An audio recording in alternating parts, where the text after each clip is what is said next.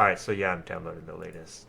Yeah, so what happened after we talked last time? I finally fixed the issues. My temp drive, or on C drive, my temp folder was full, and Unity, even if you decide to install Unity on a different drive, it always downloads to the C drive. It's stupid. So I was totally out of space on C drive. So once I cleared up some space on C drive, I was able to download it. Um, I guess I never did, but anyways, let's see. This should just take a minute. We can wait, I guess. But yeah, so let's talk about the plan for today. Um,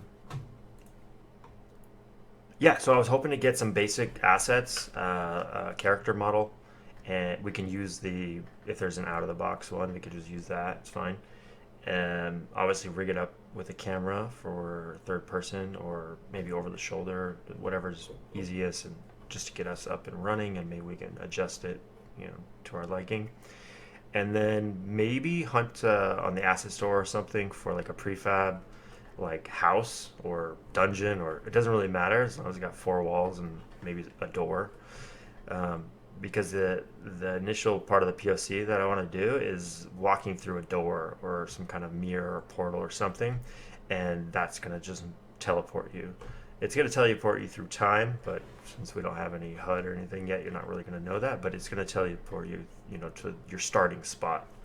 And so that's the very basics of what we need to build out. However far we get today, I'll be happy. No worries. Okay. So we're thinking just maybe find like a room or just some enclosed area, you know, Yeah. and then go from there with like a character. Yeah, exactly. So how do you normally source assets? Generally, I'll use some like prototype primitives with some, free, stuff. Usually I'll use like like the free Mixamo character that comes with Mixamo. And then I'll just use like some primitive objects like cubes and things like that to represent whatever I need to do. But yeah, if you're wanting something specific, then you know I would definitely say just try and get something as close as what you're wanting as possible so you can get the best representation. Yeah, I think just like a indoor room, closed off room. We can always replace it later, but just to get an idea of like the scale, the size of what we're working with, and essentially the first level is going to be in a room with four portals, or um, at least four from what I figured out so far. I was working with a designer last week, or was it 2 weeks ago now? It was right after we talked. I worked with him for a while and went back and forth on a lot of potential designs, but it's really hard to narrow it down without having something to play with. So that's kind of what I want to do here is get a playroom going and just start adding elements and see what's fun and what's not. But yeah, any kind of room really, and maybe okay, that's too small of a room, but that's probably too small of a room. But like, let's just see what they got here. Maybe this. What's this? Library. It's a YouTube video of it. So that's pretty huge, but yeah, it's probably overkill for something starter. But I actually kind of like the size. That's not bad. Yeah, yeah. I mean, to be honest, I really wouldn't buy anything unless it's something you're going to be using in your project. That's true. Yeah. Is there like a free option You could here? type in prototype in the search Prototype. bar. No, just type in prototype itself. Here.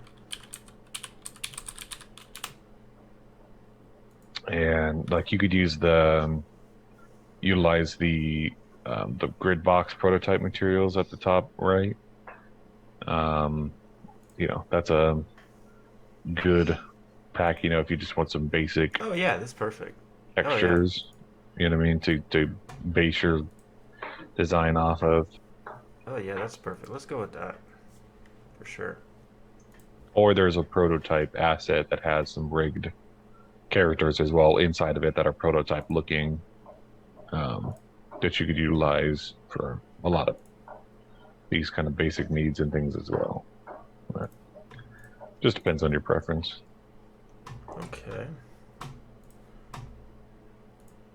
Is this? Oh, it's installing. It might take a while. Actually, I don't know. I have an SSD here. Okay. Well, it's really not giving me any sign of how long it's going to take. I guess if we want, do you have these assets? Could you throw them in? Or we could even start with just the player. We don't even necessarily need a room yet. If you want to share your screen, we can go that route. Yeah,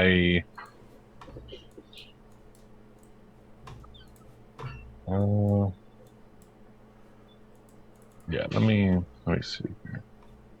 Let me share the screen here for you. Just let me know when you can see. All right, I can see. Okay, just going to create a couple materials here.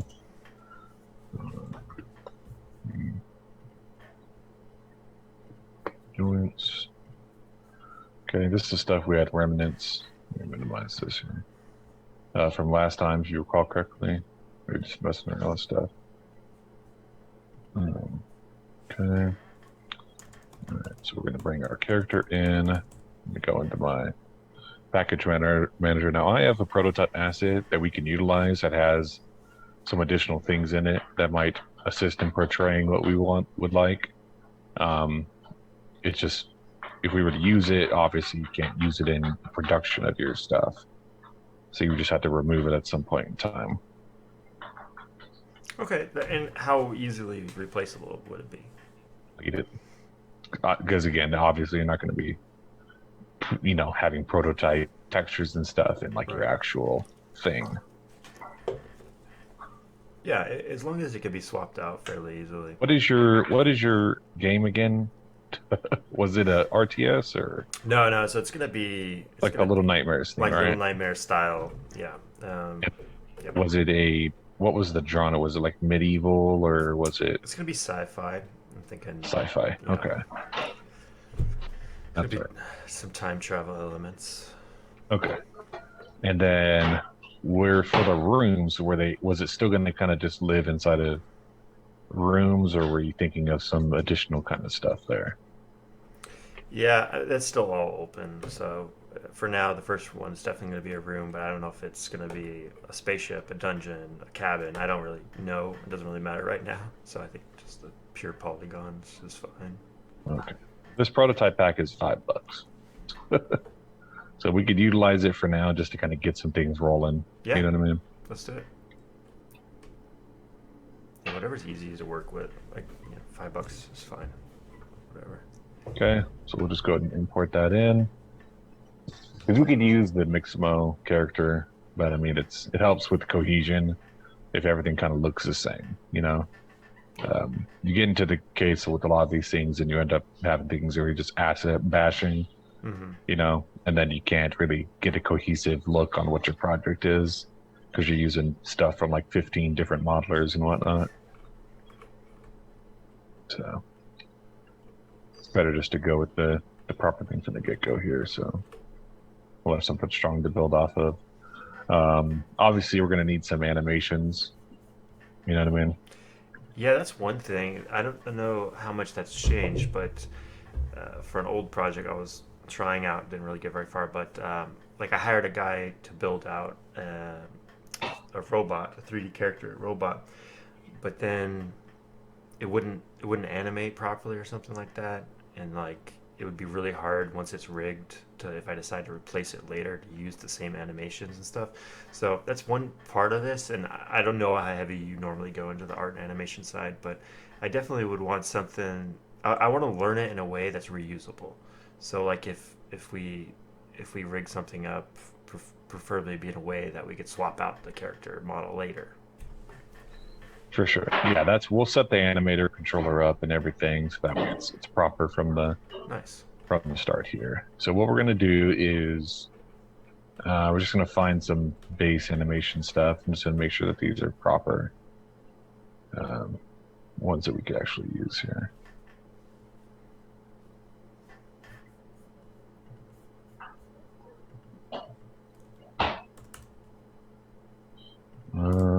Yeah, probably not those ones. These ones can be used, but it's a little meh. Let's take a look at some more.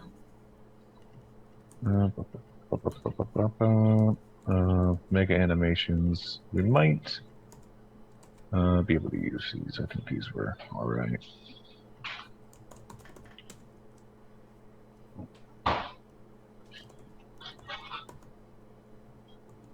And were you having any like combat or anything like that in this game? I can't remember. Yeah, so it turns out we're probably going to have a little melee, most likely, and maybe even a grabbing or picking up and throwing type of motion. You know, there's going to be like pulling and pushing, stuff like that. But probably no guns. But yeah, there'll probably be potential melee. Yeah, okay, so let's use this here. Go ahead and import this. The size is not too crazy. And this has a decent number of just stuff that we'll be able to use as far as base locomotion is concerned. Lapse that out, pull this in. Let's go ahead and get rid of these here. Get rid of those. Let's just use basic motion for now.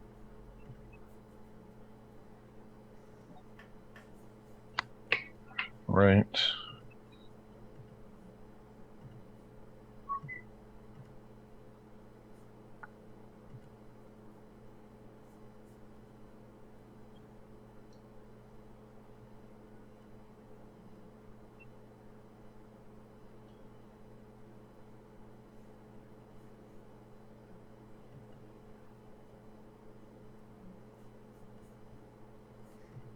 So I just noticed the version of Unity that I have on my Mac is a bit newer than the one we use for the project. Is that just because I downloaded this after we created the project? Is it hard to upgrade? Yeah, it's a whole import process, and it'll be different from what we have here. Okay, so I should probably get 20.2 then, because we're gonna have 20.3. Yeah, definitely do this. Usually we upgrade a project, you want to do that at like a later date. Hmm. Um, 20.2.1. I don't even see that version anymore. go 21. on the Unity patch website and things like that to get all those. Yeah, if you open up Unity Hub Yeah, I'm there right and now. you go to the installs tab and you click on add, when the add dialog pops up, you can click on download archive Okay. and in the text there. And from there you can click on 2020 and then find the patch number that's related to the project. Perfect. Okay. 20.2.1. Let me double check on before you do that, let me check GitHub to make sure that that's exactly what we are doing, in case I have the wrong version.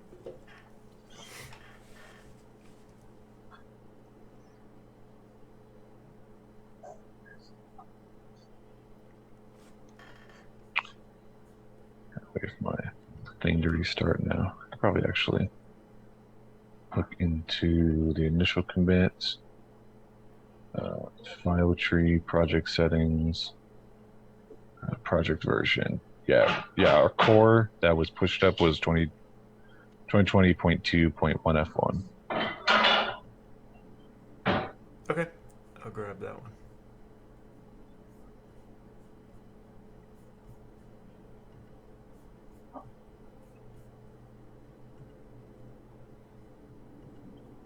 Okay. I'm just gonna get our project rolling here. So this is a free character. That was from Mixamo. We don't really need that at the moment, so I'll go ahead and delete that. We should have some animation stuff in here. I'm just going to get a basic kind of scene set up for us. Okay. And you said you wanted a big area, I Yeah, assume? fairly big. Yeah. Okay.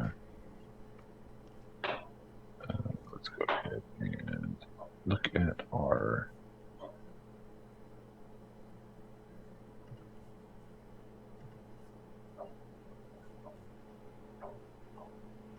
Actually need to pull this in because it has URP assets in it.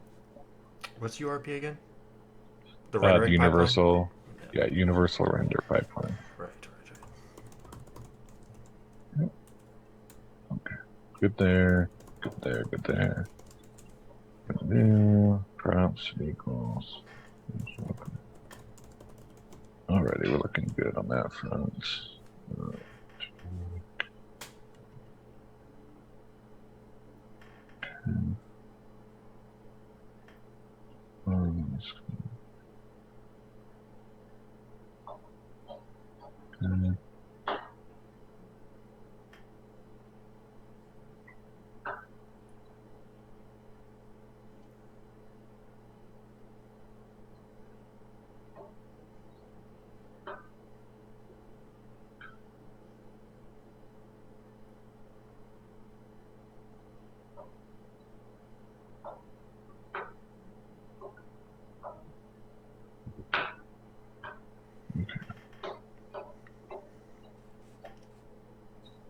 Four here.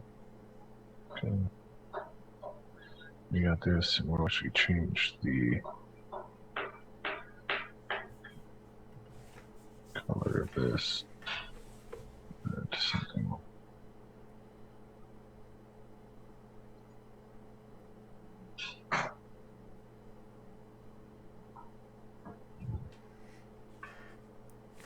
That. So what do we get with these assets? Like each of these prefabs, it looks like it's got like It's some just lighting primitives. stuff, like filters and all that on it too. Can you? What were we saying? I see it's got like a mesh filter, mesh renderer. The transform Uh, is on everything, right? Mesh yeah, collider yeah, for collision. yeah. Transform is on every object. If it's in the mesh, right? So if it's an object that has geometry of any sort, then it'll always have a mesh filter, right? Which is the direct link to the object's polygons and triangles, Oh, okay. right? Which would come from the modeler, right? And then now that it knows what mesh data it's using, then it has a mesh renderer, which pushes out the mesh data into the physical world as geometry with whatever textures and materials that are applied to it. Right. Every renderer has materials, lighting probes, and advanced settings like that, or additional settings. Every mesh renderer will have this Okay. stuff here. And then if we create our own material, we could plop it in. And then we could see the materials details at the bottom of the inspector here, right? Which is this shader that's applied to it. So materials are kind of essentially one-in-one with shaders. So And the shaders help with like the lighting of it, the shaders is texture of it. what's art is what's telling the GPU how to render this object, Okay. right? So I could have this block here, right? And this block does, this. It just is a ground, right? Okay. Then, you could have something like a ocean, right? But we could still use this ground plane as an ocean. We just write a shader that takes the vertice points of this object, right? If we were going to wireframe mode, right, you can see the triangle points here, right? How this mesh is constructed briefly. So we would take the points, right, of each of the mesh here, and we would just animate them, on the y-axis, at each one of the points, and that's how we create like an ocean shader.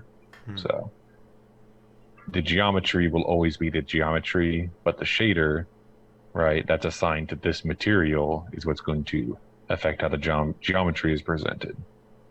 So right now, this is a shader that was shipped with that asset, but it's the same as the stock renderer, which is just the texture that's applied to it and how it's mapped to it. with some just other settings that they have for like displaying a grid. How you want to display this prototype grid on it, the scale of the grid. You know what I mean? So they created this custom shader for the color and the texture of this thing. So if you had But like we a custom water shader, it might have different had different parameters here, parameters. like Okay. like wave height and Mm, wave strength and wind speed and mm, foam, edge foam for like if you drop like a barrel in here, you want some foam around it and stuff. nice. Yeah. Do you ever put multiple shaders on an object, or is it always just one? Now you can only apply one. One. Yeah. Okay. And now you may have an object that is sliced by the modeler at three different ways, right? So think of like a character, right? Mm-hmm. A character, right, obviously has eyes and, a body and hair, okay? And that could all be technically one mesh, let's say. But that mesh was divided into separate material channels. So it Mm, may have like multiple materials assigned to it like this. One mm. for hair, eyes, and things like that. You know what I mean? And so each of those could get a different shader. Those you like I can get like a glassy kind of, custom eyeball shader, you Mm-hmm. know, that's like glossy and stuff like that. And I'll assign that material to the eye, ID. And then, different one for the hair that has like transparency and maybe has like a wind shader thing that like animates the vectors of the hair triangles and stuff. Like there's wind in it or something. Okay. Cool.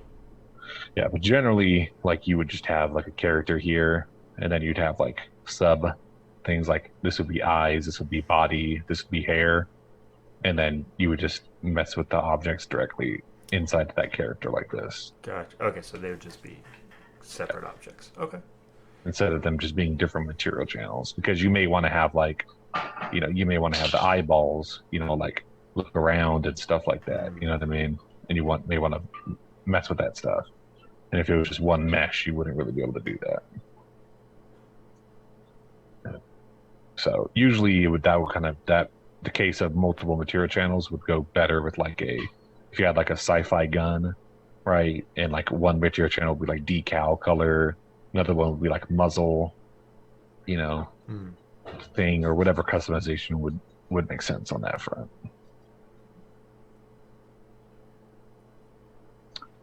So yeah, so that's that there. So what we'll do here is now that we have our ground, let's just go ahead and kind of set up a room here. And since we imported that grid asset, you see that our stuff is snapping with fine increments here, right? Mm-hmm. So it's easy for us to kind of line these things up exact with no gaps, other than the gaps that the modeler had intended for this model.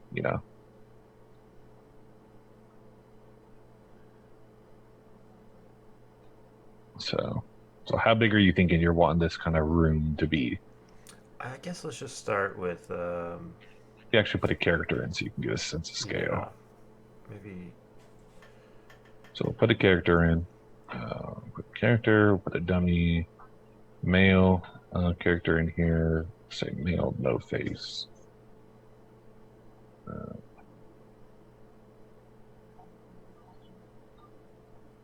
Dummy male. Yeah, dummy male, that's fine. Okay, so here's our dummy male, right? That we use for our base prototype stuff here. Okay. Mm-hmm. So how big are you wanting this room to be? Let's try 3 by 3. See what that looks like. So 3 to the left and 3 to the right. Right? Or are you just wanting actually 3 across and 3 up? Yeah, 3 across, 3 up. Yep. Okay. So it's probably going to look something like that. And then we'll go. Go like that. Okay. And we'll go like that there. Yeah, it looks about lined up. Okay. All right. Yeah, I think that's fine for what we're doing. Just make it square, and then I could put a door on each side. Yeah. And then we'll kind of just reposition our stuff here. maybe to where this dude is, somewhat in the middle of all this madness. Sound good? Look Looks good? good. Yep.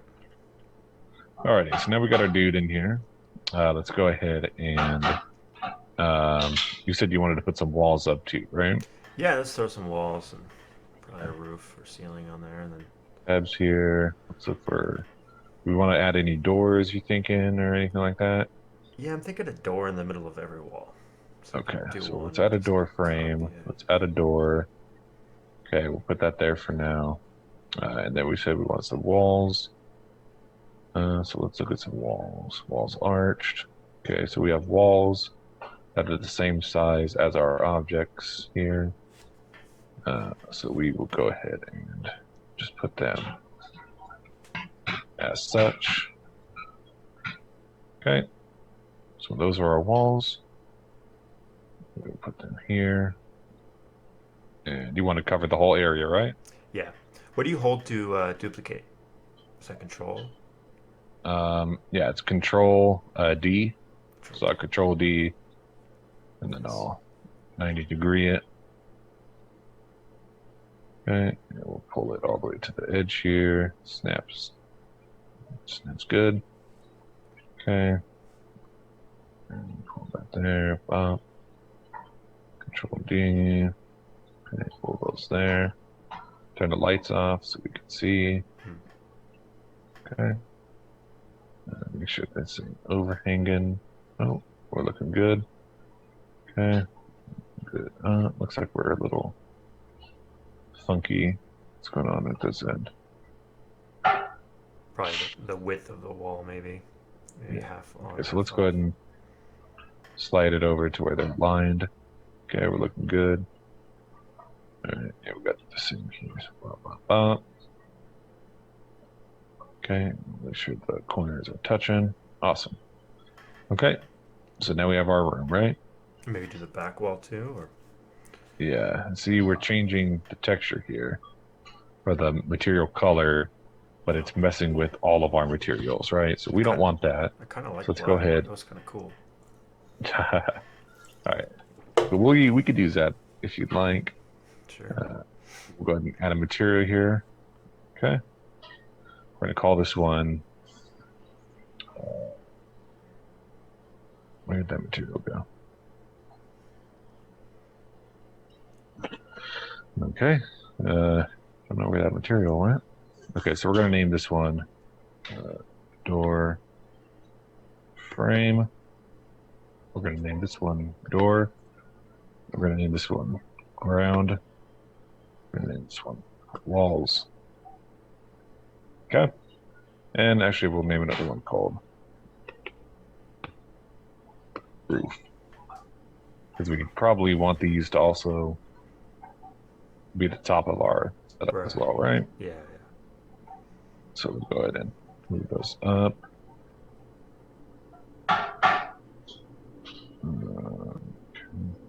Three. Okay, three looks to be about right. How's that? Looks good. Yeah, I'm just wondering, camera angles. Maybe we'll need to raise it. I don't know. We'll see what it looks like. That's what I'm saying. Do you want to raise it? Do you want to make any edits? Do we Um, want to make the walls taller? I think it's fine to start. I want to see what angle we decide. If we do like an over-the-shoulder camera, like will it clip through anything Okay. once we walk around the room? But I think we just have to feel for it, right? All right, let's go ahead and get rid of the camera. Let's get rid of these shadows. Source that is going to be a color. Okay. Let's go ahead and enable our lighting once more. Let's go ahead and delete the sun. Okay. So now we are just in relative darkness in our world here. Now we do have a camera. Okay, let's go to our camera. Camera there, lighting. Okay. So we're not really wanting, let's say, any ambient colors at the moment. So we'll just say if it's dark, it's dark, right? Cool. Yeah. Okay. So let's go ahead and actually bundle all of our stuff here in some fashion. So let's go ahead and create an empty child. And just so we have so much stuff here, I don't want to scroll all the way down. So I'm just going to create it in there, pull it out, reset. And we're going to start creating some containers, okay? Okay. So let's go ahead and name this one. I have a pretty good template that I use here.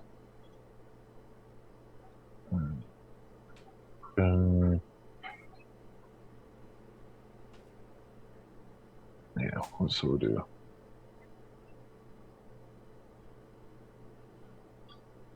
the core. Then we'll do. It's fine. Up. Up.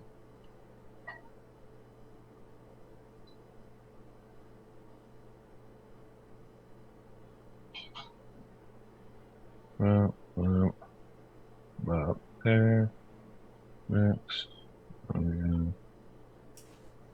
There. Okay. And again, there's no rhyme or reason for any of this naming convention. It's just what I've found useful over the years. All right. Cool. And then we'll do props, environments, and buildings. Okay. Props. We'll do environments. And then we'll do building. Oops. Buildings. Okay. And then obviously, since some of this stuff here is going to be living in the environment, let's say, so we'll just say this is going to be walls, floors. That's spelled not right. And I don't know. Yeah, technically that's part of walls. All right.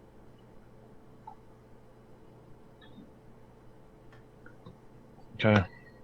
About there. All right. So now we'll take all of our floors, all our walls. Just type this in. Floor. Take all of our floors. Exit out. Drag all the floors here. Okay. Do the same for walls. Select them in the search. Come out of the search. Drag them into walls. There we go. All right. That's Dogfight? it. No, they just every time somebody comes in, they bark. 1 second. No problem.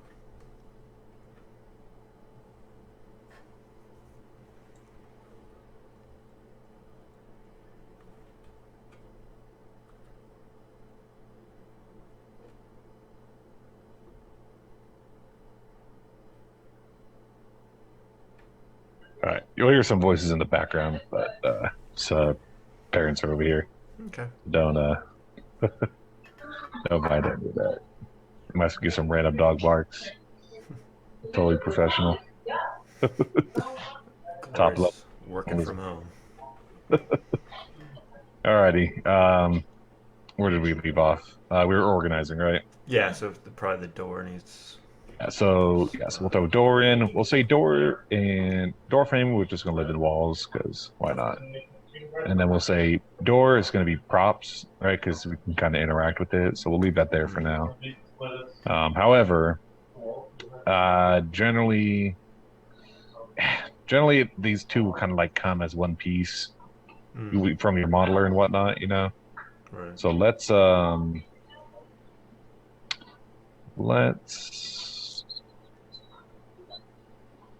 put this as a child of the door. What do you say? Okay. I think that makes sense. And we'll just leave that as props. Walls, we'll collapse that. Character dummy, we're going to throw you in actors. We're going to name you actor. For now, we're just going to name it that. Camera, it's going to live in core because that's like our core kind of mechanics. You know what I mean? So like if we have a script called Game Manager and it needs to live in the scene, we'll come in here and we'll name it Game Manager. We'll put it in core. You know what I mean? And then if there's a UI canvas, we'll throw it in there. And again, any geometry here, if there's particles here, there's sound effects and like Environment sounds, we'll put it in audio. If there's any light sources, we'll put that in there too. So for now, let's go ahead and light this area up a little bit, and we're going to put a point light. And for now, let's just move it up here. We're going to game view, and we have a little bit of light now, right? We'll say soft shadows. Real time is not this. Okay, so we need to go to lighting. Some just setup stuff here. So I don't know if I actually set up lighting settings for our scene here. Just test bed. Okay. We'll move this up here. Okay. And we're going to create a subfolder in here called test bed in our scene because we're going to have navigation data, let's say, baked into here.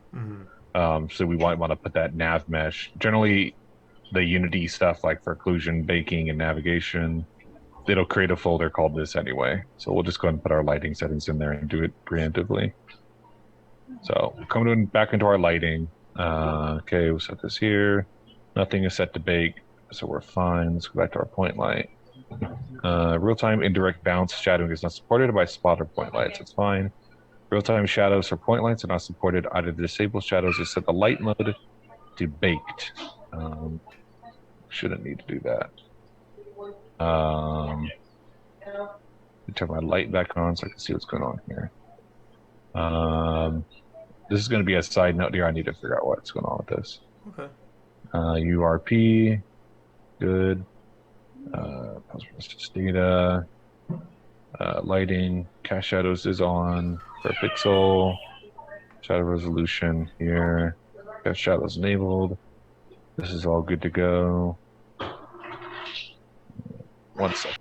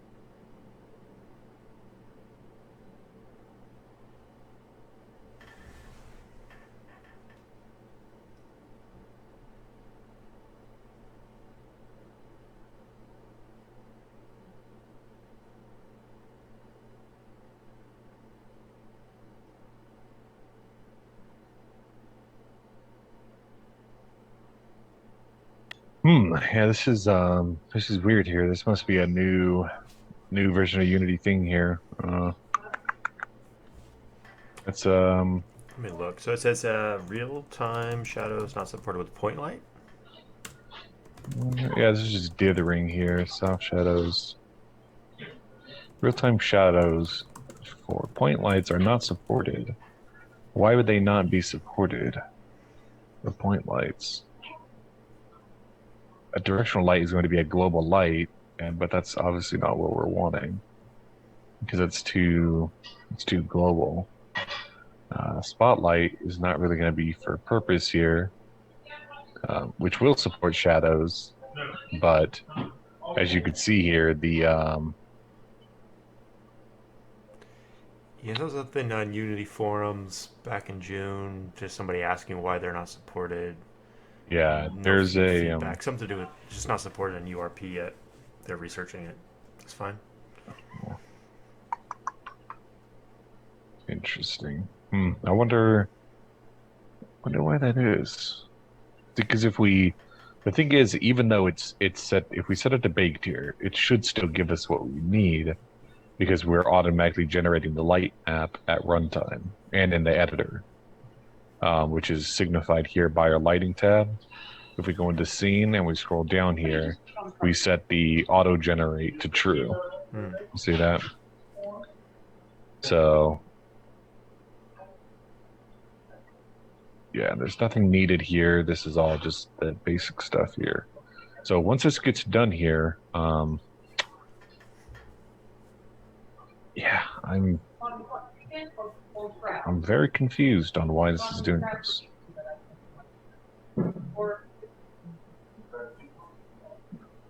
And for some reason, why it's not even lighting the scene now.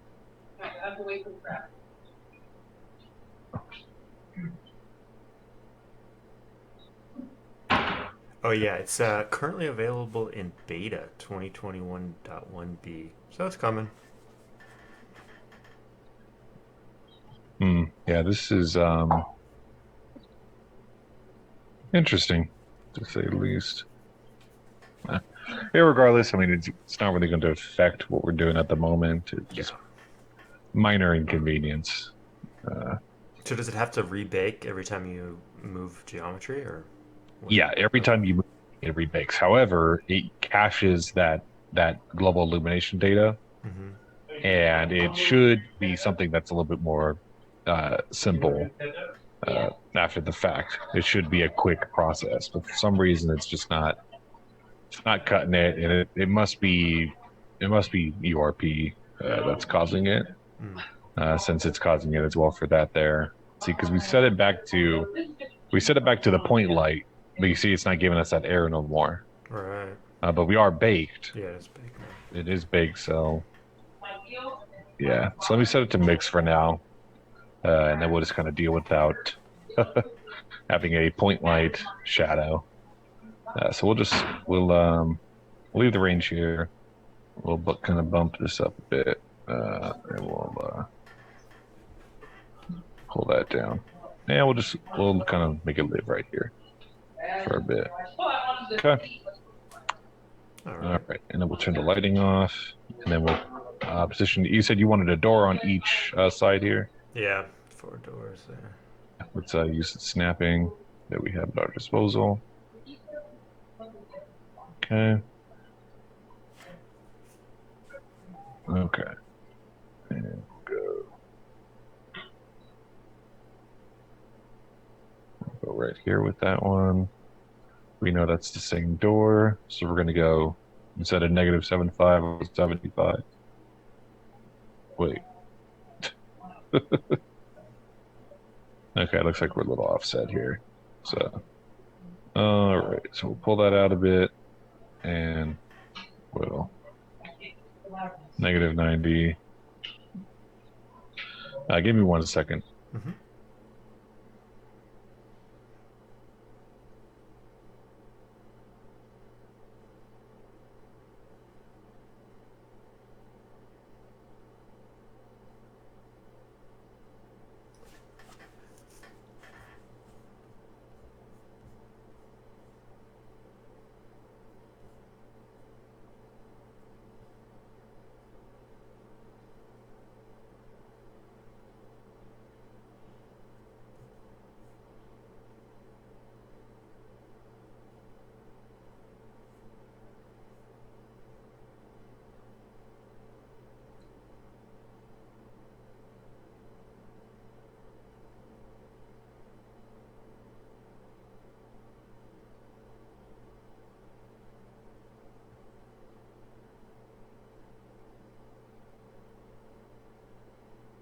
Okay. All right, sorry about that. I'm gonna turn my brightness down a little bit here. Okay. All right. So we'll hold off on that one for a minute here. That's not super important for us. Okay. So we got the basics set up at least, right? Hmm. So we got some colliders. Everything's good on that front. So let's just start getting ready with our character, right? So you said you wanted to have a character that you could kind of move around the scene and have some depth, but you're wanting the camera to be relatively static or to be relatively immobile on like that Z axis, but have Y axis and X axis movability, right? Yeah, I definitely want to play around with it. I don't really have a rigid requirement right now, but wanted to see what we can do. Okay. Because as long as time is not an issue for you, whichever way we go, it's not gonna be a small amount of time to really create these things and flesh them out. You know what I mean? So we whenever we do select something like this, it's a relatively medium-sized commitment as far as how our controller is going to react and how our camera is going to be reacting here. You know what I mean? So if you're wanting something to be like Little Nightmares Hmm. and that kind of camera style, then I would say we go with that. If you're wanting a different kind of camera style, then just let me know kind of what you're thinking, and we can riff on that idea. Gotcha. Okay. Um, I was thinking, if not fixed, then the other option would be over the shoulder following. Okay, so you were thinking as far as the over shoulder, possibly something like Dead Space, perhaps, Let me see. Dead or Space.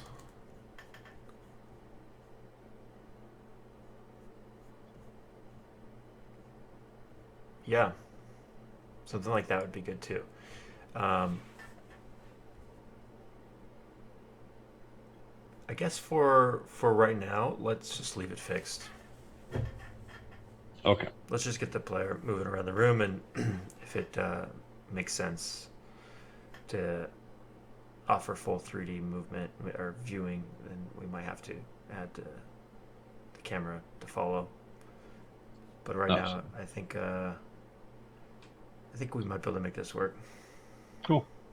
Alrighty.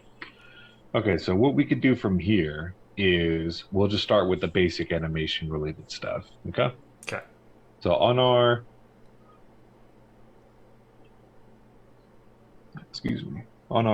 guy here, we'll go ahead and add a capsule collider, and we're going to add a rigid body. All right, one for gravity simulation, the other for collision. Okay, so we're going to leave gravity off for now. Um, we're just going to check a couple of constraints for this controller. That, and that. And we'll just minimize it. A capsule collider, we're going to need to amend, right, to fit the shape of our character. All right. So we're going to need to pull this capsule up and size it. So usually we'd go something around 1, and then for a character's height, it's generally around like that 2 range or so, and then the width is generally around like a 0.3 or so. You see how that adds up there? How does it handle collision with the floor? Does it have to be perfect? Yeah, so you can see here how the tip of it is Ah, literally at the base of the feet. gotcha. Yeah. So that's all sizing. Now, there will be clipping with the mesh here because you see obviously it overhangs. Hmm. Handle that kind of stuff and make it visually appeasing. That's when we introduce something called like inverse kinematics, right? Mm. Where we shoot a ray, right, from the foot, we shoot a ray, like an invisible ray down to the ground, right?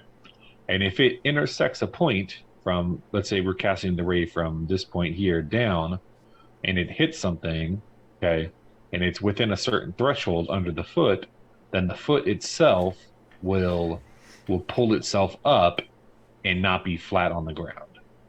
Mm. So let's give the example of a staircase. If I'm walking up a staircase and my guy stops moving, his feet will be like flat like this without inverse kinematics, right? He'll kind of just look like he's kind of floating in the air. Mm-hmm. All right, and I'm sure you can think of many games that have that kind of look. You know what I mean, with the Mm-hmm. character's feet. But a lot of modern games, right? If you're on a slope, you would want that knee to kind of be hiked up on the descending foot, right? And you would want the feet to be at the correct angle of the slope that it's on. You know, Mm-hmm. so that's what inverse kinematics does for that, and that's how we kind of make this a little bit more appeasing. But generally, most of them will still use some sort of complex collider or just a general capsule collider for the initial collisions of the character's movement. Okay. And if let's say we want to crouch this character, right? If we want to crouch him, then in code, right, we would just drag the top point of the collider down like this, right, to the crouching position, right? And then we would animate the value of the capsule collider back up to where its normal value is Makes when it's sense. not crouching. Cool. Excuse me. Okay. So now that we have our base collisions for our character done, now we can actually start looking into the animation. Okay. Mm-hmm. So for the animation, what we want to do, if we want to use the humanoid animation system called Mechanim, which utilizes the animator here, and we'll go into what that looks like. The humanoid animation system, if we click into our, we'll just click into the mesh here. Characters. Actually, we'll open that up. And we'll go to we'll find the mesh.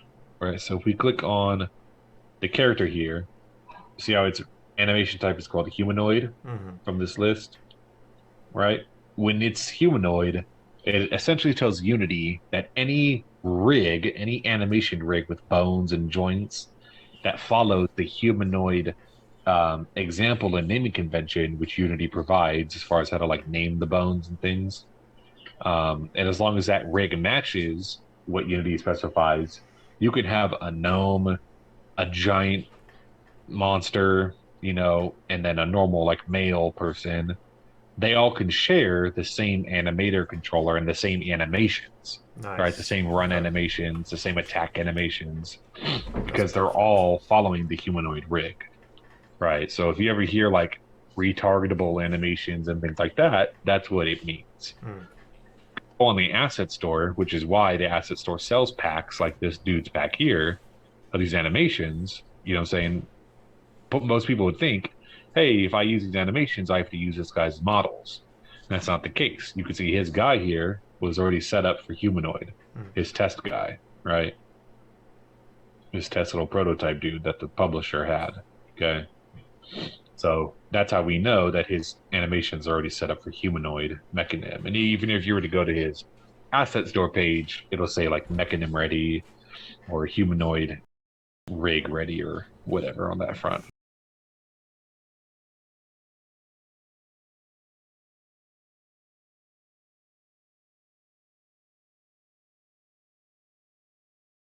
Perfect. Yeah, that's exactly what I was looking for. Cool. So we're going to go ahead and break the prefab link that's inside that prototype pack that we had. And since this was a prefab, we just want to unpack it completely. And now it's just like a normal thing that we put into the scene, like a cube or something. So we can just take the things we want out of it. That's related to the prefab, which is all these unused meshes, which is just like female model, and they were just disabled there, right? And once we're done with our setup here, looks like did we delete the rig?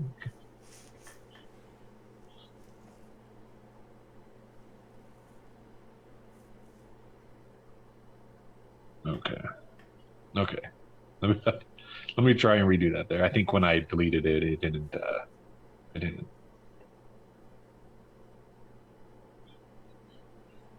set the stuff back to it. There we go. Okay. Good to go.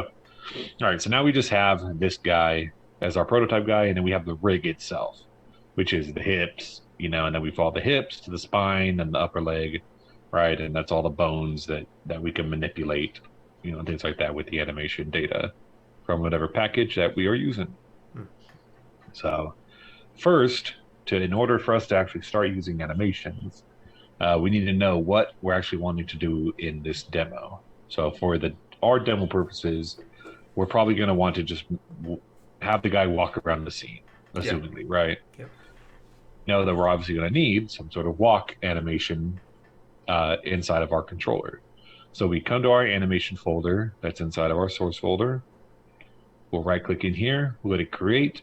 We're going to go to Animator Controller, right? This is going to be some sort of asset, right, that controls our animations, and we're going to call this actor controller. Okay, because again, you reuse this whole character controller with other things like goblins or space mutants or whatever you have in your game. Okay, we're going to go back to our character in the scene. We're going to drag and drop this animator controller into the animator field. And now when we press play, it's going to utilize whatever animation data that we have in our animator. Right now, we have nothing. It's just empty. It has an entry node and an exit node. And then it has a transitional point from any state. What that means is I could be in like a run animation. And then when I press the spacebar, I jump, and I want to go from any state that I am in the animator to this jump animation that I have here. And I'll show you exactly what that looks like here. So we'll open up our animations. Okay. We will go to, actually, we'll just go ahead and create a blend tree. So there's multiple ways we could do this. And I'll touch back on the point that I was trying to make there in a second. Let's go ahead and bring our forwards animation for our run. Let's go to our idle animation. All right, so this is just us standing still. Okay, us standing still. And we'll go to a walk. Okay, walk. Forwards here, right? Can you see this? Yeah. Okay. Let me switch my mouse here. Okay. So when we have this set up here, we could have it be done multiple ways, right? So we can say when we press play, essentially, it's going to go automatically to our forward run animation and leave us there, which is not what we want. So we want to come into idle, right click it, and set as our default layer state. So when I press play, this is the animation that's going to play. And if that animation is set to loop, then it's going to keep looping this animation. Does that make sense? Yes. Into this. Now, let's say I have a script where I press W and we want us to move ourselves. So we could say, okay, W, logic is sent to this animator, not stuff you need to know right now, but logic is sent here, tells this controller to, set some parameter of forward to, let's say, true or false, okay? And then like some value. So we'll say, okay, we want to make a transition to our walk state. And then if I'm holding shift, I want to translate from our walk to our run, right? And then if I'm going from our idle and I'm holding shift before I even press W to walk forward, I'm obviously going to start running automatically. So we obviously want something from our idle to our run state. Does this all make sense here? Yeah. And then when I stop running, right, I may not, and I let go of shift, I obviously want to come back to our walk state, right? So we need something from run to walk. But if I don't start walking and I just let go of everything immediately, then I obviously go back to idle, right? And then same thing from walk. If I'm done walking, I go back to idle. Does this all make sense? Yeah. Okay, so let's go ahead and add some parameters here, and we'll name this forward, right? Because this is our value that's going to dictate if we're moving or not. We'll name this one strafe, right? Now think of if you're holding W and A in some games, you'll pretty much walk at like an angle, right? Instead of walking forward. That's where the strafe value will come into play, but not for us here. So just think of forward for now. So in these lines here, you'll see that I'm the link between these two, and this is all done automatically, but I can add some conditions, okay?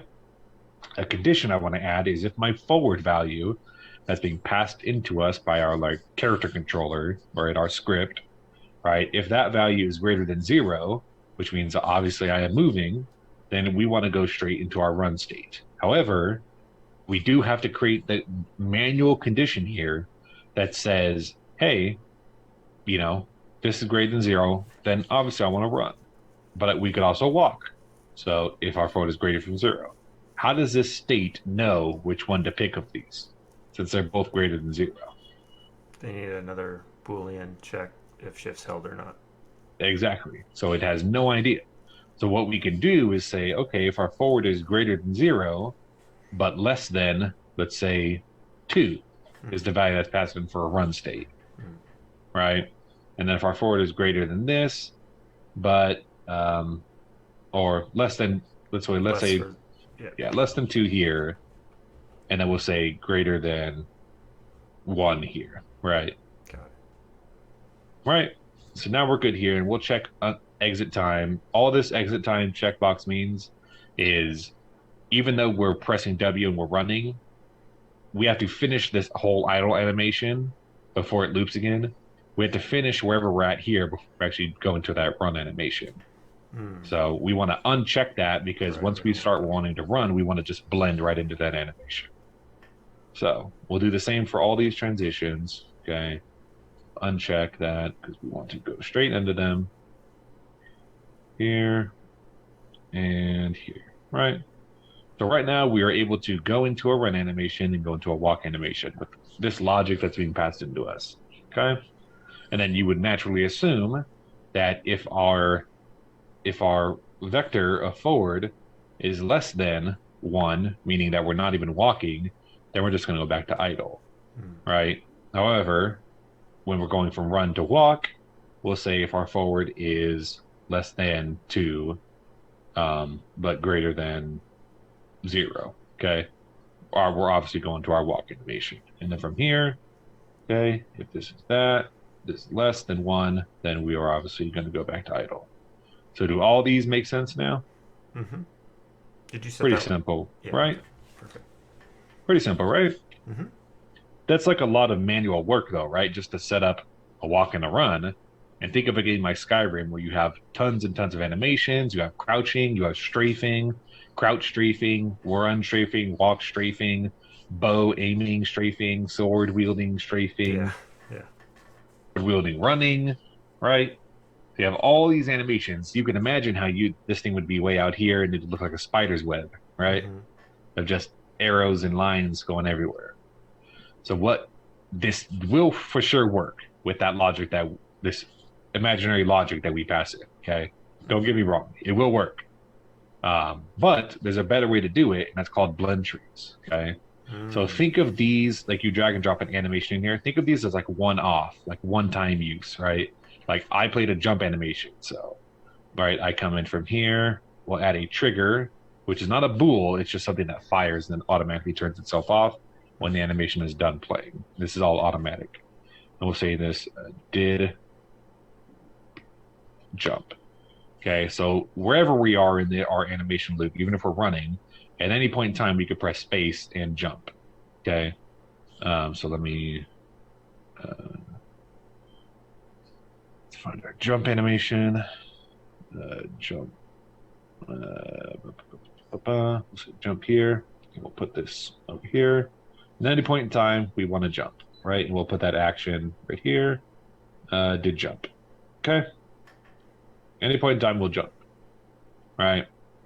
Now, this is kind of what we want to use these animations, like paste, drag and drop the animation here. We don't really want to use it for movement unless it's a very small movement stuff like this, right? Or whereas something to do with IK, okay, which we'll definitely be using in this. So what Unity does provide to us is something we can look at here, and instead of just creating an empty state and drag and dropping an animation in, or just dragging an animation directly in here that automatically creates the state, okay, what we can do is right click and create a blend tree, right? Now you look in here, there's no place to put an animation, right? It just has a bunch of hoopla. We can double click this blend tree, and now it gives us another little thingy here. And we say, okay, we click it, and on the blend type, we can click one directional, which means we could have some animations in here, right, that are driven by, again, our forward value. right? So we go in here, and the parameter that's being used here is forward, right? So we'll go if our forward value is 0, okay, and we want to not automate the thresholds because we want custom data in here that we pass in. So like think again in our imaginary script. When we hold W, this imaginary value gets turned to 1.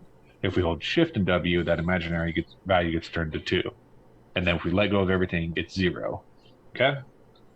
So we want to uncheck that because we are using our own custom values. We'll use that 1 and 2.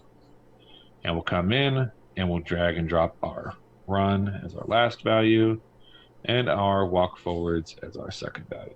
Okay? Now you'll see here that it automatically puts these things into a blend tree.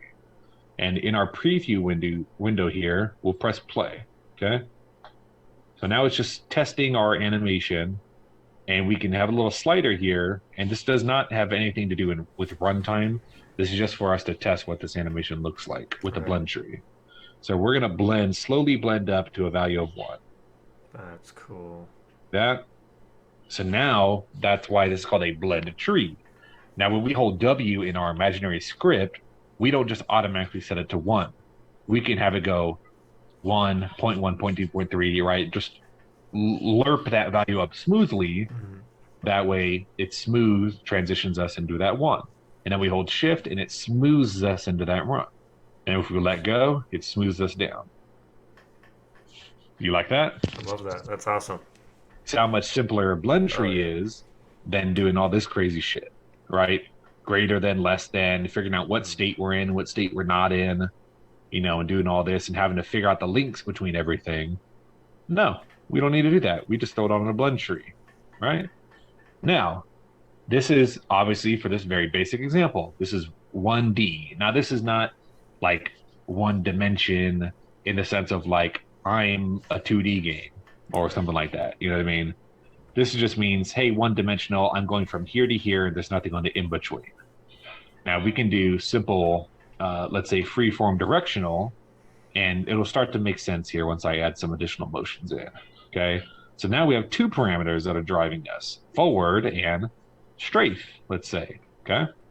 Now don't mind any of these other things. I'm just going to give you a brief flow. I'm going to put everything in and then explain it. Okay. Okay.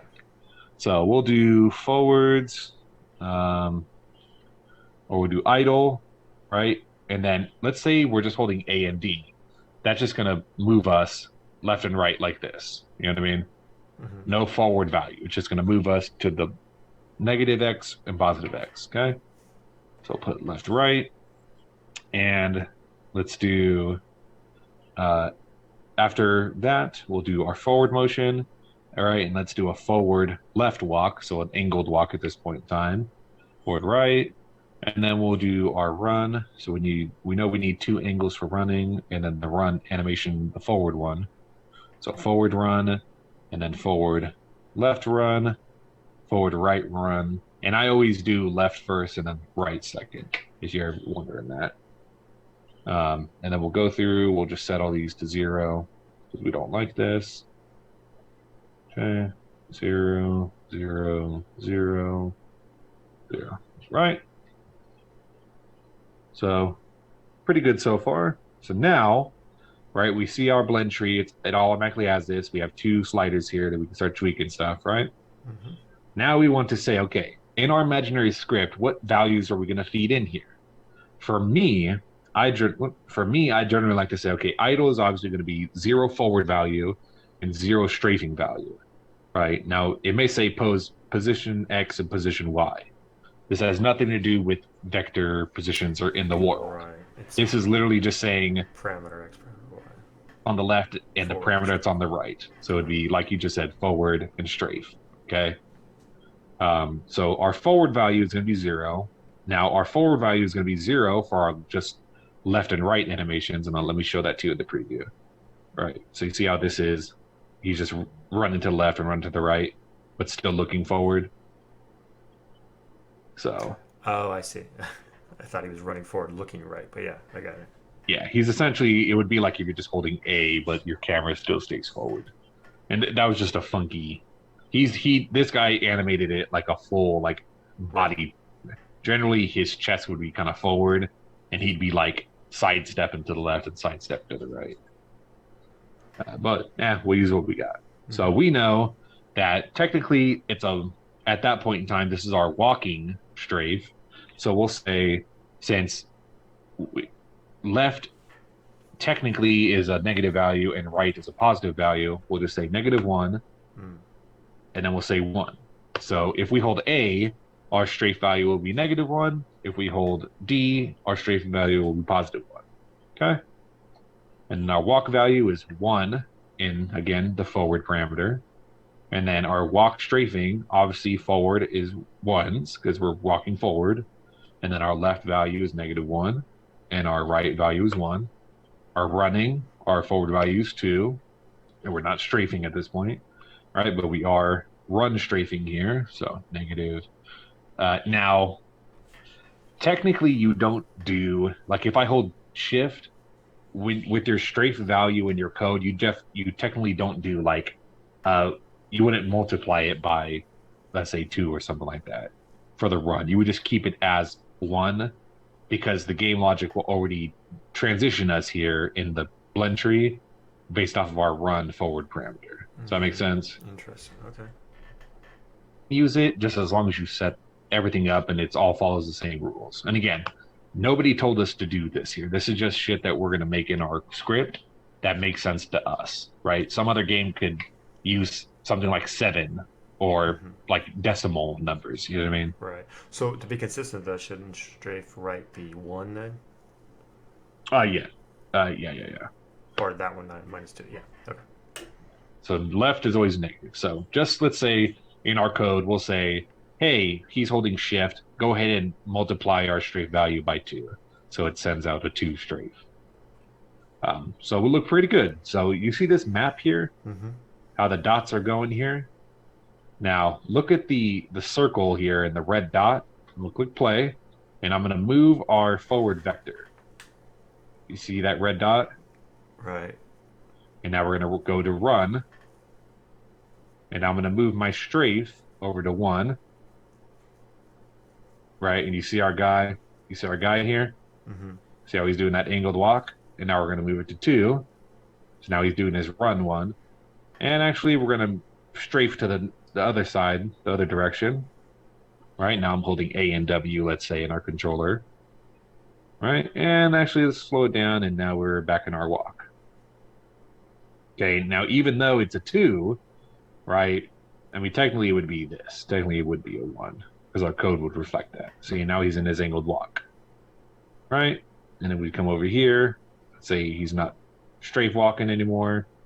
And we set this to 0. Now he's just going forward. Then we set that to 2. And now he's running forward. Nice. All right. So imagine doing all this complexity in the damn spider web. Oh, yeah. No, thanks. So hopefully that illustrates well what kind of blend trees are made for. Now, again, see how the map is here for the forward direction? We have backwards animations here. So now we can go up. Now, again, from the idle, right, we'll add a motion field. For backwards animations, I go behind the idle. Oh, okay. Does that make sense? Yeah. It just cleans things up and it makes it easier to look at. So now when I look at this controller, I know 0 and 0 is that idle point, and everything here is forward. Everything that goes up the list is backward. Right. So since we're here, let's just plug it in. You know what I mean? Sure. Yeah. Let's just make the stuff and plug it in while we're here. Okay. So we know that we're going to need, technically, we already have the general strafe values here. So we know that we're going to need a walk backward, left, right, a run backward. Wait, is there a run backward? Okay, there is a run backward and a run backwards, left and right. So we're going to need 1, 2, 3, 4, 5, 6 animations. 1, 2, 3, 4. So we're going to need 2 more motions. Okay. And it creates these values. I don't know why it does that. Just kind of like automates them for some reason. Add some funky threshold. You'll see the dots will start moving again once we start repopulating, right? So we'll say we're going to make this a -1 because we're walking backwards. and -1 because we're walking backwards. And again, we go left, right. So that's going to be -1 for left. Right? This is a backwards forward vector, right? And that's going to be a 1. And our run is going to be -2. And this needs to be 0. And then we'll do -2. And then we'll do -2 for the left. And we'll do -2 and 2 for the right-hand side. And we'll go into our run. We'll put in our run backwards, goes here, backwards, left, goes here, backwards, right. Oh, we actually have a run left and a run right. Wait, is that what we used? I think we used forward left. Okay, so we actually That might have be two. why it's looking weird, yeah. Here. Okay, so this is an example of like, you ever played a game where it's like you can press caps lock or something and it transitions you from a walk in a run state or something like that, where you're like your default animation is to run unless you hold like some modifier to put yourself in a walk mode. Yeah, like auto sprint. Yeah. Yeah, so what we'll do is we'll actually move these up to those values where we're just strafing and no forward vector, right? We're going to add 2 more here for the run. So these are zeros, right? And then we'll do a -2 and a 2 because we do have some run strafe values. And that's here. So we'll do left. And we'll do a run right. Okay. Now we'll get back to our backwards for our walking. So walk backwards in the forward direction. Walk backwards in the left. And walk backwards in the right. Okay. So look at our map now. Now it looks like a true 8-directional movement character controller. Right, 1, 2, 3, 4, 5, 6, 7, and 8. That's pretty much most games, man. Yeah. Skyrim's, that's your MMORPGs, that's your, third-person character controller, that's your Dead Space. They all use these 8-directional blend trees for their animations. All right, so you see it's pretty monster list, right? But we don't need to like worry about the animation list itself. We just kind of zoom into the parameters. So we'll press play, and we'll default ourselves to 0. Again, this is not runtime. We're not overriding stuff. This is just for our preview sake. So we'll put ourselves into, let's check out those 2 strafe values, make sure they're working fine. So 2, -2. Let's check out our 1s, make sure those are looking good. Okay, there we go. Now they're looking solid. Okay, 1. Let's do 1 the other direction. Nice. Okay, now let's 0 it out and let's go backwards now. So -1. Okay, looking good. Definitely walking backwards. Let's go 1 here. Okay, he's definitely walking angled. Let's do -1. So he should be going left, which he is. Okay, let's go ahead and speed it up. So he should be running backwards. And obviously, if he's running, these will obviously be strafing values. So -2 strafe. And we'll do +2 strafe. We're looking good, man. Character controller's done for all of our locomotion for just base movement. So literally, now you know what to do with the code. All we have to do, so let's say we don't want to jump in the game. That's fine. Take the jump out. We delete all this crud, right? And it automatically defaulted us to that state. But just as I told you before, right click and make sure, right, again, if it wasn't there and this was a default state, just right click our blend tree, set as default layer state. So we know we go straight into our blend tree. And let's click on it and we'll go up here and rename it to base. Or if a game has like some intended combat, generally I'll do this as like unarmed, or that's technically not true. I'll name it like base locomotion, because unarmed you could technically like use your fist and fight and shit. You know what I mean? So I usually save unarmed for that, and then armed would be like we could have a whole blend tree for weapons and all that stuff. So if you do want to start adding in other motion, like I saw there's a closed hands model or animation here, but like, what if you're walking and punching? Is that you have to use a walking punching animation, or could No, you blend walking and a punching together? neither. Mm, So what you would do is you would come into layers here. mm, You would add a layer, called it upper body. mm. You'd come up here. You would add and again, we keep it in animation. You would add a avatar mask, right? You would come into the mask. You would make sure everything is unchecked. You would enable all the upper body joints from the humanoid. You would click in the upper body, come here, click our mask, set it to override, give it an That's IK cool. pass, right? And now all we do here is we add punching animations, and it's overriding the upper Mm. body run and walk. So our lower half will do our run and walk animations, but our upper half will be like our fist idle animation. And then it'll wait for a parameter like called a trigger called like attack, right? Mm. Mm. And then we'll have a bool here called in combat. And then our upper body, we would have, let's say this is an animation here. Okay. Here, right? And then we'll put one here. And this will be like our fist hit animation, right? And then this will be our fist idle animation up here. And then if we did any attack, we would say attack trigger. And then we wanted to blend back into our fist idle. And then we do want it to have an exit time, and there's no condition, because after this is done playing, we're just going to go back into our idle automatic. And that's now our upper body. That's cool. See, I didn't even know that was possible. That's awesome. Okay, some masks. And think of the money that you would have to pay some animator to be like, To I do want every variation, yeah. all the variations. Yeah. You would fucking. Permutation. Yeah. That's how it used to be done. Right. I I'm imagine. saying that's how it used to be crazy. done in the early 2000s, right? Until How's these it? blend trees and layers and stuff started kind of coming onto the market.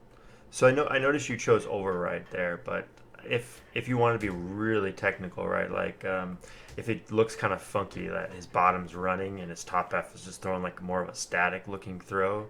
Like if you really wanted to know if he was running when he's throwing, and then you would throw more of a running throw, like would you still use override, or would you have and then like No, another we would parameter? override You still still. would override. Okay. Yeah, we'd override But and you would we would have some say, other state as well that would know yeah, we would just have running a, versus. yeah, we would have a, what we could do is we can create a sub state machine here, and we would have this be, we would have, I don't know, what's a good way to explain this? We could technically have a blend tree for like idle, like let's say you're engaged in combat, right? We would have idle fist engaged, idle walk fist engaged, and idle run fist engaged, right? And we could still use a blend tree for the like that idle state. And then for the actions, we can just come from, let's say that was a blend tree, right? Those base states, and we can say, okay, just pop out from here, and this is running all the time, and we'll say delete that, and then that's when we can start utilizing these checks. So if our forward is greater than 0, we know we're going to do our walk spear throw. And then if our forward is greater than 1, we're going to do our run spear throw. And then we'll come back into that blend tree. You see what I Nice. mean? So for these very, very simple, specific use cases, this is easy to wire up. You know what I mean? Mm-hmm. You check if you want to see if you want this, idle or whatever animation to continue before you transition, or if you want to just do that spear throw, right, et cetera, and you blend it however you. This is easy and quick to set up, and it's very for purpose, right?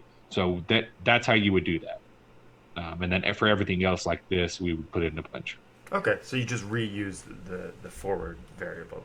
It's recheck it on the upper body. Okay, Walk, spear throw, and then run spear throw. nice. Right. Okay, So yeah, cool. super simple. That's awesome. But in order to use this, right, in order to use this, at this point in time, if I go into this thing here, you see how this guy's sunken in at his waist, right? This animation is assuming that we're driving the spine somehow, right? Not driving the spine, he's just gonna do the spear throw like facing forward like this. You know what I mean? Generally speaking, you would hold like right click to aim or something like that, or like right trigger to aim in your game, and the IK would physically do this to this guy in this upper body mask, and through our code, see if I could find the spine here, right? It'll do this, right? So our legs are still doing that base animation blend tree that we did, but now our upper body is using an IK solution, which we can override the spine, the fucking actual bones in our model, right, and do some extra shit that the animation didn't intend. So we could still do a spear throw. It'll play the spear throw animation exactly how it's intended, with us overriding his spine rotation. So he'll throw the spear directly up in the sky at this point. You know, obviously that's an exaggeration, but think in Skyrim. If I aim up with a bow, am I going to have an animator create one at this angle, create a bow aim at this angle, a bow aim at that angle? No. I'm going to use inverse kinematics, override the spine on my guy, still use my one bow shoot animation, and I'm just going to use IK to alter the spine's rotation, you know, and do whatever angled shots that I'm doing for my character. Nice. Oh, this is awesome. This is crazy. Yep, how much complexity it can handle. Yeah, the thing is, it's not even super hard when you start actually getting hands-on with this stuff. You know, we'll create the script and we'll import like an IK package, and you'll be like, damn, that was actually really simple. And I'll be like, yeah, it's cheese, man. It's cheese. That's awesome. Yeah. And then again, once let's say we're not in aiming mode, or we're done in combat. See this weight value? Right? We could turn off, we could slowly, we don't have to go from 1 to 0. You could just say, okay, we're done in aim mode. Let's smooth this value down like that quick. And now we are using the full stack of this avatar, right? The full upper body at this point, because the override weight is 0. And then if we're aiming again, if we're in combat, the weight lerps and smooths all the way back up to 1. So this doesn't have to always be on. Pretty cool, right? Nice. Yep, so that's that there. So now if we actually come in here to our dude, and since he has this animator controller and our weight is 0, so this mask and everything we did there, it has no relevance. I'm actually going to delete this stuff. Don't need it. Right?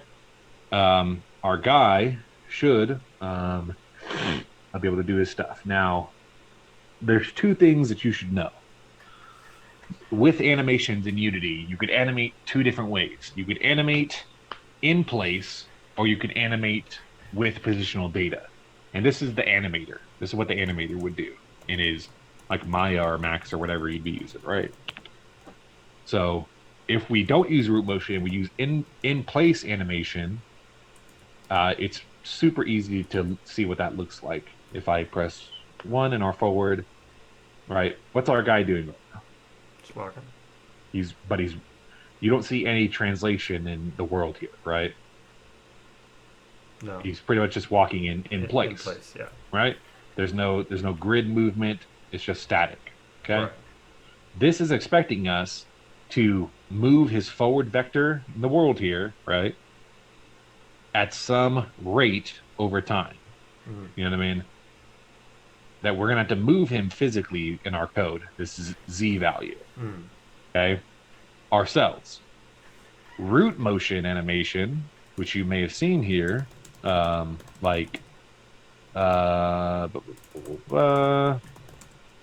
see here.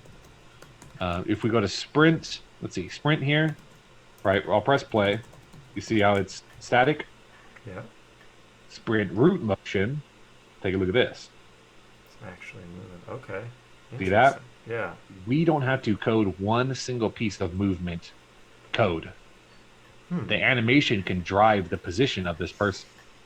What would be the reason not to use root motion? That's a good question, right?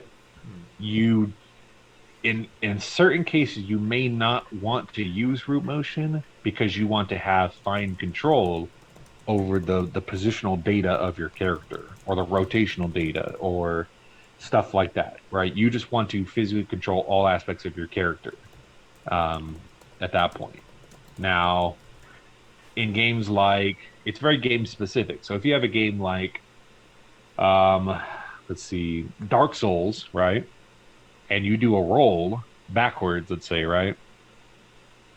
You want that roll backwards to be exactly what the animator intended because it's very precise. You need that precision, right? So we're just going to use root motion in our animator controller in that case. But if you have a game like World of Warcraft, right, where there's not precise animation data and you don't need all that precision, you just want to move things at a specific rate that you choose, right? You want that control that can fit your type of game. So it's really just based off of your game and what you're creating and what your game calls for. So it could be more dynamic, like, and you could like level up your character, and he's gonna roll differently. Like he's gonna have different physics that maybe the animator didn't intend for. Exactly. Yeah. Okay, Yeah. interesting. All right. It's just if you want that fine control, right? And you can get like I could move this guy and slow him down, right? Um, you know, pretty close to what the animator it has done themselves. You know what I mean? I could tweak a value that I expose in like the character controller like this. That's to the extreme decimal point of how fast I want this guy to move, you know? Hmm. So that we've already done that in the industry. That's already been proven to us being able to get pretty close to what the animators chose. But if you have some crazy animation, that's something like Dark Souls or something that's very like dynamic and it's very theatrical, let's say, with rolls and dives and all these crazy things that the animator has intended it to look exactly like that, right? And your actual movement data needs to be that way, then we use root motion, you know? So even if we check root motion, it won't make our like in place animation root motion, right? It actually has to be root motion from the get go from the animator. So just for clarity here, we still check it off if we're using in place from there, right? So is there anything in the animation object or whatever that is that tells you other than the fact it's labeled root motion? Like, is there extra data that we could see? Um, That, or you we have just to be look at it pretty familiar much. to know? We just Okay. look at it. Yeah. Yeah.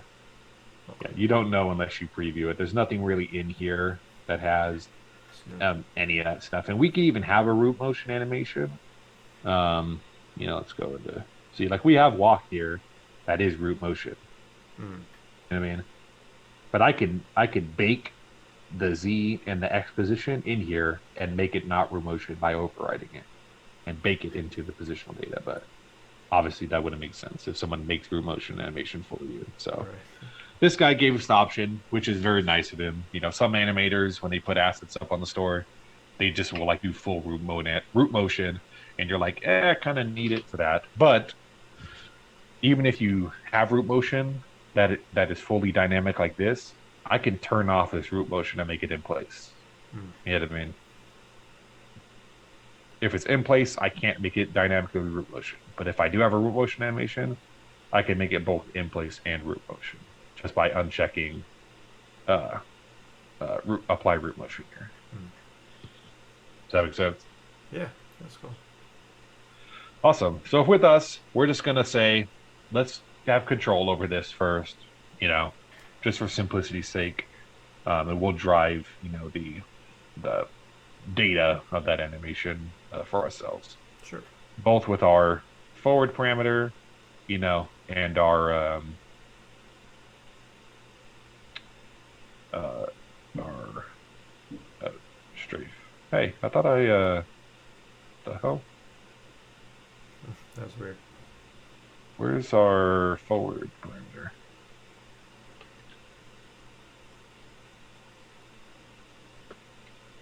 Weird. Wait, okay. Here, clear. Okay. So that's that. So if we come in here with that, we go into play mode. Okay. Game will play. Hopefully in a second here.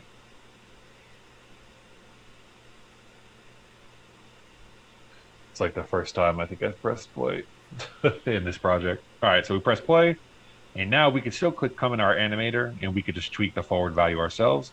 And we'll click 1. Make sure we have it selected. Right. We'll type in 1, and we see our dude is now moving in the world. Cool. Other than that, it's just moving the vector value of this guy through code. Okay. And rotating them. Ready. Cool. Well, this is a lot of work, so thank you. I think we can. If my rod top dies, it's on super low battery because I went to the other room here. Okay. All right. Well, Yeah. well, thank you for the time, man. I know we went longer than an hour, but I really appreciate that, and Well, hopefully we can do it again next week. Man, sounds good. yeah. Thank you. Next meet, we'll dive into doing the actual position and controlling the guy, and stuff will pretty much start flying on from there. Perfect. Do So you mind? I'll push all this up. Yeah, I was gonna ask. Perfect. Yeah. Great. I'll check it out. Yep, Awesome. I'll push it all up. You'll be able to see all the prototype stuff and the animations, so you can kind of just look and reiterate on everything we did here. Very cool, man. All right. Well, thank you, and we'll do this again soon. Definitely. All right, man. Have a good one. You too. Thanks.